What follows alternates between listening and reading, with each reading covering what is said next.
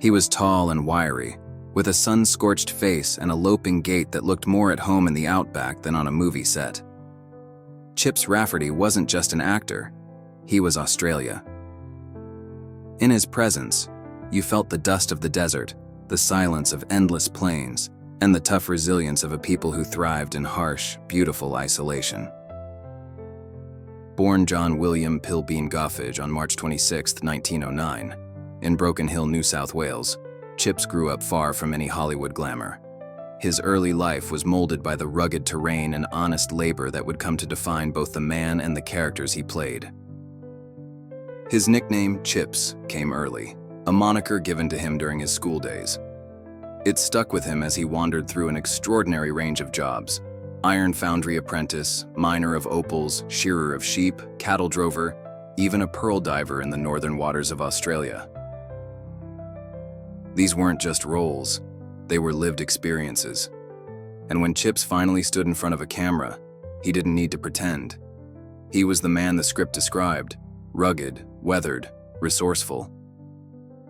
His screen career began humbly, with a small uncredited role in the 1938 comedy Ants in His Pants, at a time when he was still managing a wine shop in Sydney. But destiny came knocking in 1940, when director Charles Chauvel cast him in 40,000 Horsemen. In the film, Chips played a soldier in the legendary Australian Light Horse during World War I. The role was a turning point, not just for his career, but for Australian cinema. He became the living embodiment of the Aussie archetype: tough but fair, laconic yet deeply loyal, a man of few words but great heart. If you're enjoying this story so far, don't forget to like the video, subscribe to the channel, and turn on the notification bell so you don't miss any of our stories about the great names of the past. And of course, share it with someone who also remembers Chips Rafferty or loves good classic cinema. As the world descended into the turmoil of World War II, Rafferty didn't just portray heroes, he served as one. Enlisting in the Royal Australian Air Force, he balanced military service with his growing film career, appearing in morale-boosting wartime films like The Rats of Tobruk, 1944. These roles only cemented his image. He wasn't playing the Australian everyman, he was the Australian everyman. To audiences at home and abroad, Chips symbolized the outback spirit: resilient, stoic, and dependable, the kind of man you'd trust with your life in a dust storm or a foxhole. After the war, he returned to the screen in The Overlanders, 1946, a major success that introduced him to international audiences. Hollywood took notice, and although Chips never left his Australian roots, he made appearances in international productions, always carrying that distinct, unmistakable authenticity with him. He wasn't just acting, he was representing a national identity, bringing a genuine Australian voice and presence to screens around the world.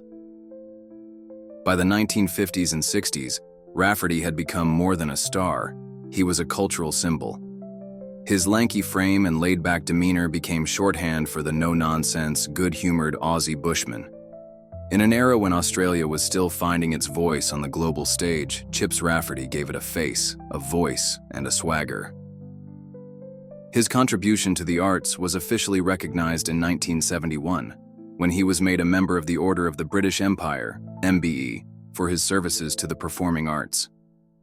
That same year, he delivered one of his most memorable performances in Wake in Fright, a gritty, haunting film that showed a darker side of the outback and proved that even after decades in the business, Rafferty could still surprise audiences. Tragically, Wake in Fright would be his final film. On May 27, 1971, while walking down a street in Sydney, Chips Rafferty suffered a fatal heart attack. He was just 62 years old. The news hit hard. He had no children, no tabloid scandals, just a life well lived, full of grit, humility, and grace. His ashes were scattered in Lovett Bay, Pittwater, in the quiet waters where he often went fishing. A private, peaceful farewell to a man who always preferred nature over spotlight. Chips Rafferty remains a legend, not just for his films, but for what he stood for. He represented a uniquely Australian way of life, one that valued honesty over bravado, endurance over flair. In every squint of his eye, in every slow drawl, there was truth. And that truth lives on. If this story touched you, don't forget to leave a like on the video, subscribe to the channel, and comment down below. What did you think of Chips Rafferty? Which of his films left the biggest impression on you? Or share your memory, even if it's just hearing about this icon of Australian cinema. Your interaction keeps the memory of these great names alive. See you in the next story.